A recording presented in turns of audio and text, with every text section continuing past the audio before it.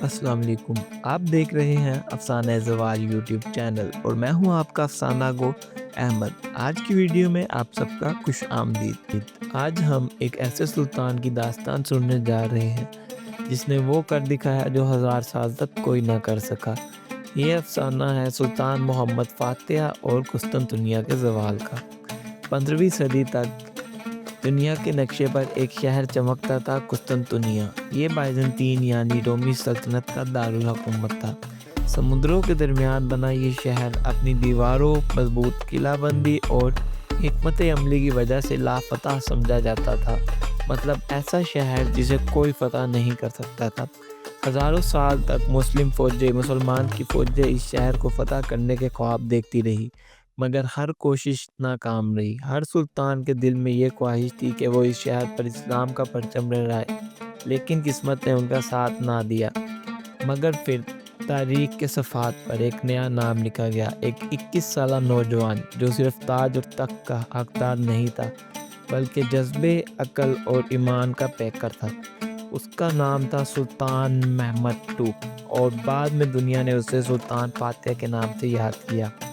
سلطان محمد فاتح کے دل میں ایک ہی جوش تھا، ایک ہی جنون تھا۔ اس نے بچپن سے صرف ایک بات سنی تھی کہ قسطنطنیہ کبھی فتح نہیں ہو سکتا، اور اس نے فیصلہ کر لیا کہ وہ دنیا کی اس سوچ کو غلط ثابت کرے گا۔ اس نے اپنی فوج کو تیار کرنا شروع کر دیا، ہر سپاہی کے دل میں یقین ڈالا، ہر توپ کو مضبوط بنوایا۔ انہوں نے دنیا کی سب سے بڑی اور طاقتور توپیں بنوائی۔ انہوں نے جنگ کے لیے ایسی حکمت عملی اپنائی جو اس وقت کسی کے ذہن میں بھی نہیں تھی۔ سلطان کو پتا تھا کہ گولڈن ہارن کی کھاری، جہاں سے دشمن اپنے جہازوں کے ذریعے مدد لیتا تھا، اس پر قبضہ کرنا آسان نہیں، لیکن اس نے وہ طریقہ اپنایا جو تاریخ میں مثال بن گیا۔ اس نے اپنے جہازوں کو زمین پر گھسیٹ کر گلاٹا کی اونچی پہاڑیوں سے اتارا اور انہیں کھاری میں داخل کر دیا۔ دشمن آنکھوں پر یقین نہ کر سکا۔ کسی نے سوچا بھی نہیں تھا کہ جہاز زمین پر گھسیٹ کر لے جا سکتے ہیں۔ یہ وہ پل تھے جب بیزنطین سلطنت نے محسوس کر لیا کہ اب ان کا انجام کا دن قریب ہے۔ 53 دن تک جنگ جاری رہی، ہر دن توپیں گرجتی رہی، دیواریں ٹوٹتی رہی، اور ہر رات سلطان محمد فاتح اپنی فوج کو جذبہ دیتا رہا۔ اس کے لیے یہ صرف جنگ نہیں تھی، یہ ایمان اور تاریخ کا امتحان تھا۔ آخر کار 29 مئی 1453 کو وہ دن آ گیا جس کا انتظار صدیوں سے تھا۔ سلطان محمد فاتح نے قسطنطنیہ کو فتح کر لیا۔ جب فوجوں نے شہر کے دروازوں پر اسلام کا پرچم لہرایا تو آسمان تک اللہ اکبر کی آواز سنائی دی۔ یہ صرف ایک شہر کی فتح نہیں تھی، یہ 1500 سال پرانی رومی سلطنت کا زوال تھا۔ ایک دور ختم ہوا اور ایک نئے دور کا آغاز ہوا۔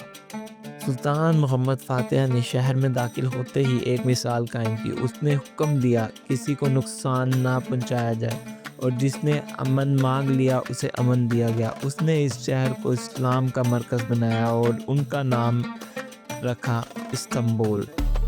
اذان کی آواز گنبدوں میں گونج اٹھی اور مسجد سے روشنی چھائی۔ یہ وہ لمحہ تھا جب تاریخ نے اپنا رخ بدل دیا۔